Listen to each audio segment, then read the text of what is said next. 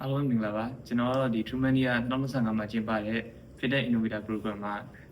Management Training အနေနဲ့ပါဝင်ခဲ့တဲ့ online သားပဲဖြစ်ပါတယ်ကျွန်တော်ဒီ Truman ကိုမကြိုက်ခင်မှာကျွန်တော်ကဒီတချို့ skill တွေဘာ quality တွေမှာကျွန်တော်က lacking ဖြစ်တယ်ကျွန်တော်ခံစားမိတယ်ပြီးတော့ကျွန်တော်တို့ကဒီကျောင်းမှာကစာတွေ့ပဲသင်ရတဲ့အတွက်ကြောင့်မို့လို့ကျွန်တော်တို့limitation လေးတွေရှိခဲ့တယ်ပေါ့နော်ဒီ workplace experience နဲ့ပတ်သက်ပြီးတော့ဒါကြောင့်မို့လို့ Truman ကိုဝင်ခဲ့တာဖြစ်ပါတယ် Truman ကိုဝင်ပြီးအချိန်မှာတော့ကျွန်တော်ကတချို့တော့တကယ် real experience တွေမှာပို့ပြီးတော့ကောင်းမွန်လာခဲ့တယ်ပြောရလို့ရှိရင်ခုနကတော့လိုအပ်နေခဲ့တဲ့ quality တွေexperience တွေworkplace experience တွေ plan တွေcritical thinking တွေမှာအများကြီးတိုးတက်လာပါတယ်ဟုတ်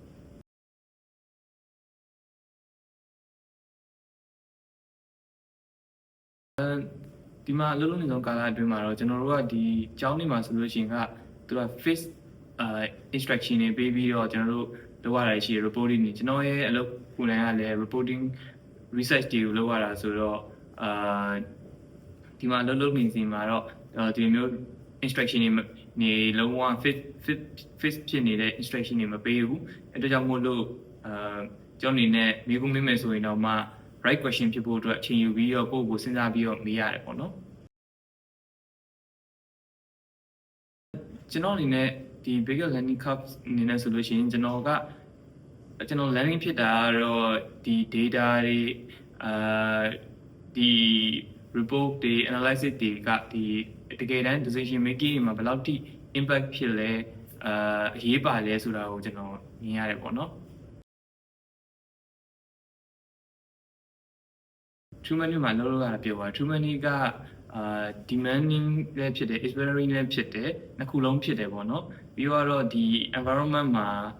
ကတအား friendly ဖြစ်တယ်တကယ် family type ပုံစံကိုသွားတယ်ပေါ့နော်အဲ့တို့ကြောင့်မို့လို့ဒီလိုမျိုးကောင်းမွန်တဲ့ environment တစ်ခုမှာလုပ်ရတာပြောပါတယ်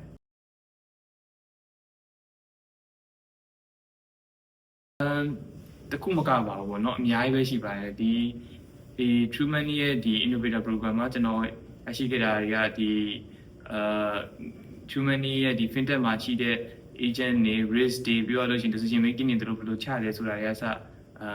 ရရှိခဲ့တယ်ဒီအရာတွေကပဲကျွန်တော်ရဲ့ဒီ career ရဲ့ solid foundation တစ်ခုကို solid ဖြစ်နိုင်မယ်လို့မြင်ကြည့်ပါတယ်ကျွန်တော်မှာတော့အမြင် work capacity လုံးမရှိဘူးကျွန်တော်ကတော့ department အစုံမှာသွားပြီးတော့ရှောက်သွားတယ်ပေါ့ရှောက်သွားပြီးတော့ဒီ interview တွေပဲလုပ်တယ်ပြီးတော့အချင်းချင်းစကားတွေပဲပြောတဲ့ကြောင့်မလို့ကျွန်တော်ကတော့ဒီ department အားလုံးကတော့ကျွန်တော်ရဲ့ capacity ပါပဲ